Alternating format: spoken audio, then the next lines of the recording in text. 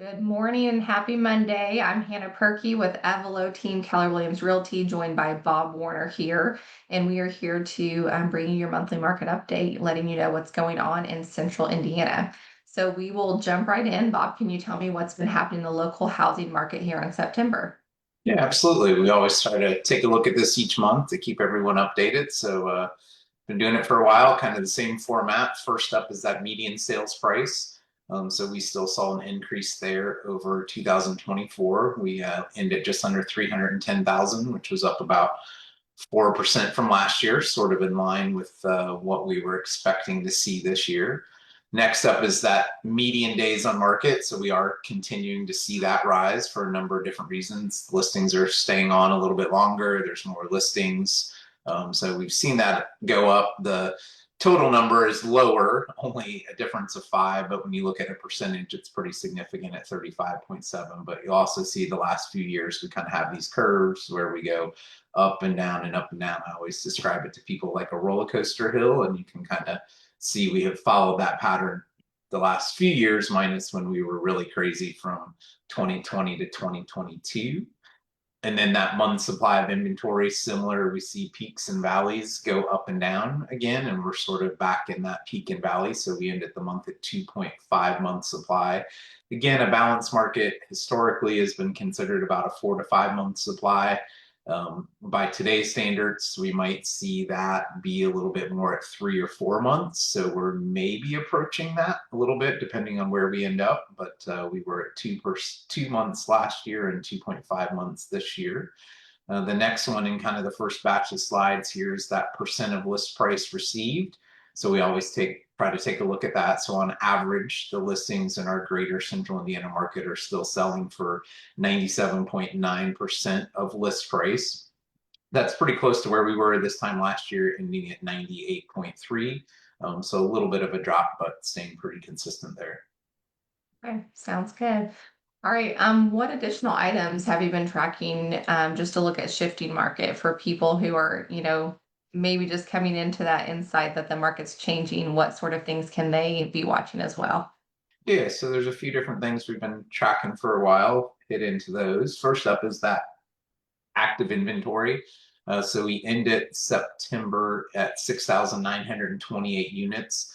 I'll actually just call your attention to this. It's been all the way since July of 2019 since we've seen an inventory number that high. So that actually is a pretty significant change. Yeah. Obviously, more inventory means more months supply of inventory, and then that's why that days on market also starts to increase a little bit. But that is up 21.3% over last year, and last year we crossed 5,000 again for the first time. So we're seeing that grow pretty rapidly. So we'll kind of track and see how that goes over the next 3 to 6 months through the winter and into the early spring. Next up is closed sales. Although this shows we were down 1.6%, you'll see that's still actually pretty comparable. We ended at 2820 versus last year at 2865. So let's call that close to flat. And then the number of new listings, obviously, the more active inventory there is, that generally means there's more new listings. So we did have a little over 3,700 units for September, which was up 12% over last year.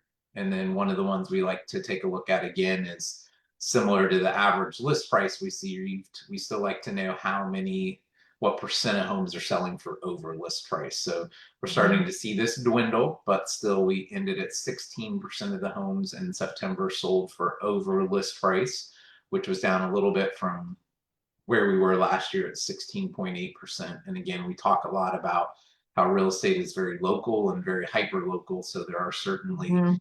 segments geographically and by property type that those numbers could be a little bit higher one way or another, but I think it's still good to know what the average is overall.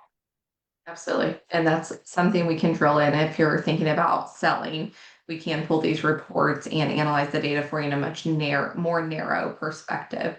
What about interest rates? Anything new for us to be talking about this month? Yeah, so we seem to continue to be on a little bit of a downward trend, maybe little tiny movements week in and week out, but we ended this past week at 6.34% on average. That's down 0.16 from where we were this time last month when we did this. But so we've been pretty consistently sort of between that 6.15 and 6.5 for the last several months. And I think the more important thing that we've talked about a couple times as we've done this recently is, we peaked out, at like 7% ish this time last year, and we have stayed well below that this whole year. And we seem now that we're probably going to be in this pattern of being under 6.5, but somewhere above 6, at least for the short term. Yeah. Okay. All right. Any final comments about what's going on in the market? Yeah, I found an interesting graphic to share this time around. We talked about it just a little bit ago, right? At the end of the day, real estate is always very local and very hyper local. So if you happen to read news and any of your social media platforms, old school traditional television, when they report on real estate for the country, it can be very different from what it is here. And I thought this did a great job of sort of illustrating that. So this is the year over year change in home prices in the 50 largest metropolitan areas within the United States. And so you'll see that about half of them are still in growth mode, and that includes Indianapolis. I know it's really hard to see depending on what platform, but you'll see here sort of in red is the greater central Indianapolis area. And then you'll see that the other half is in a declining market, where prices have actually gone down year over year. So we have always stayed a little bit more consistent in the good years and in the bad years. We have very frequently seen 3 to 5, 3 to 6% growth annually in most good years. We obviously saw some numbers much bigger than that during the craziness of 2020 to 2023.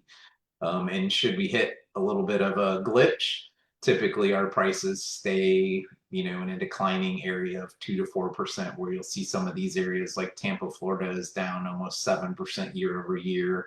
Austin is down 6% year over year. So some of those places that we might consider more attractive because they're close to beaches or warm weather, or might be getting an influx of people from other states, they tend to have higher rises and falls each year. So I found that pretty interesting, and it just kind of solidifies that everything is very local. What you Yeah. often see or hear about real estate in general is for the national market, and that's a big part of why we try to bring this to you every month, just so you can get an idea of what's happening locally. But even Yeah. then, locally, in like sort of the 16 counties that our board of realtors makes up, when we drill down even further, it can be very different from even those averages across central Indiana as a whole. Yeah. And I think it's important for people to understand that rate, right? Because I think you said Indiana's at like 2.5%. And so if someone considers, hey, when can I break even if I sell? Compared to what we've seen in the past, we are looking at probably 3 years at least, depending on, all the different fees that you're looking at. But I think that that's interesting data for all the different places. We do a lot with relocation, so it's good to understand that information nationwide, as well in what we do. Awesome. Well, thank you for putting that together. Great info. We hope that's helpful to you guys as you consider your real estate needs. If you have more in-depth questions, we'd love to answer those for you and be your local real estate resource of information. If you have any additional questions, you can reach us by direct message here on Facebook or Instagram, info@eveloteam.com for email, and 317-863-9011 by phone. And we will be back here next month with a new update for you. Thanks so much and have a great week.